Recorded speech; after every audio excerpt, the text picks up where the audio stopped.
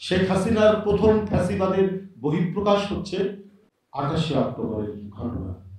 আমরা ঘটনা শুনছি, টিয়ার গ্যাসের শব্দ শুনছি, বোমাবাজির শব্দ শুনছি, এমন একটা অবস্থা, মানে কে তাকে ওই সময় এগিয়ে যাবে সেই প্রস্তুতিও মনে নাই। আর তাদের এই চলমান আন্দোলনের মধ্যে দেশে মানে হরতালের পর হরতাল, 2 দিন হরতাল, 3 দিন হরতাল, একটা বিচ্ছিন্ন চারিদিকে। এর মধ্যে ম্যাডাম এসে আসলেন, আস্তে আস্তে লোকজন জমায়েত হতে শুরু করলো, মিটিং শুরু হলো। জামাতের অফিসিয়াল ওয়েব পেজ আমি পড়ছিলাম, দেখলাম যে ঠিক যখন তাণ্ডব শেষ পর্যায়ে তারপরে ওনাকে খবর দেওয়া হলো, জামাতের নেতৃবৃন্দের কাছে খবর দেওয়া হলো যে এইরকম রক্তাক্ত ঘটনা ঘটেছে, পাশবিক নির্মমতায় হত্যা করে সে লাশের উপর নৃত্য করছে 14 দলীয় নেতারা। সব শুনে তিনি সাথে সাথে যখন দেখছে যে পুলিশ কোনো কথা শুনছে না, র্যাব কোনো কথা শুনছে না, তখন বিডিআরকে বললেন এবং বিডিআর তখন মুভ করে, বিডিআর একটা দায়িত্ব পালন করে। তখন ঘটনা, রক্তাক্ত ঘটনা অনেক ঘটে গেছে। এটা জামাতের মানে অফিসিয়াল ওয়েব পেজে আমি টোটাল ঘটনার যে বিবরণ আছে সেটা লিখেছি। তো সুতরাং বিষয়টা হচ্ছে ওই দিনটি এমন একটি দিন যে দিনটি কে কাকে কোথায় কিভাবে গেছে, কোনো নামে মাত্র সরকার কয়েক ঘন্টার মধ্যে পদত্যাগ করছে, প্রশাসন কেউ কোনো কথা শুনছে না। এই সুযোগটা নিয়েছে শেখ হাসিনা।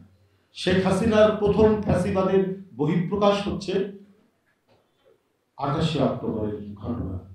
এর মর্মান্তিকতা, এই নিষ্ঠুরতা গোটা বিশ্ব বিবেককে নাড়া দিয়েছে। নিঃসন্দেহে সারা বাংলাদেশের মানুষ একেবারে বিস্মিত হয়েছে, বেদনায় হতবাক পেয়েছে। এভাবে মানুষ মানুষকে মারতে পারে? হ্যাঁ, ভিতরের মধ্যে অনেক সময় সংঘাত হয়, নানা ঘটনায় হয়তো মানে বেকায়দা লেগে গেলে পরে দুর্ঘটনা, বড় দুর্ঘটনা হতে পারে, এটা হয়েছে। কিন্তু ঠান্ডা মাথায় আঘাত করার পর মাটিতে শুয়ে পড়েছে, তারপর তার উপর চলছে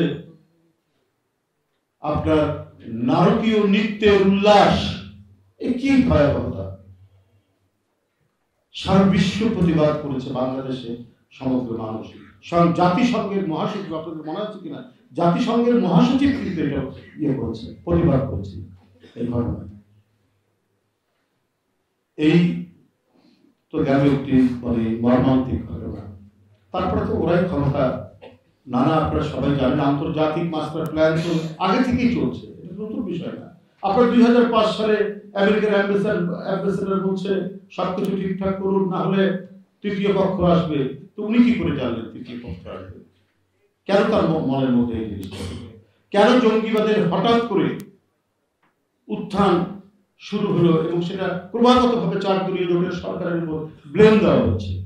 একের পর ডক্টর হুমায়ুন আজাদ আঘাতপ্রাপ্ত হলেন, সরাসরি অভিযোগ উত্থাপন করে দিলেন, তদন্ত হলো না, এর অন্য কোনো যে আইনি প্রক্রিয়া শেষ হলো না, জামাতের নেতৃবৃন্দের বিরুদ্ধে আপনার অভিযোগ দেওয়া শুরু করলো এবং বিভিন্ন ইউরোপিয়ান নেতৃবৃন্দ এবং যারা প্রতিনিধিত্ব করেন তাদেরকে ডেকে ডেকে নিয়ে এসে যেখানে বাংলা ভাইয়ের অভ্যর্থন, আমার মনে আছে রাজশাহী বিশ্ববিদ্যালয়ের মেহেরচন্ডী ওইদিকে, ওইখানে স্বয়ং বিদেশি কূটনীতিকরা যে বলছেন এইসব জায়গাগুলো হচ্ছে কি বলে যে এখানে জঙ্গিবাদের উৎপত্তি হচ্ছে।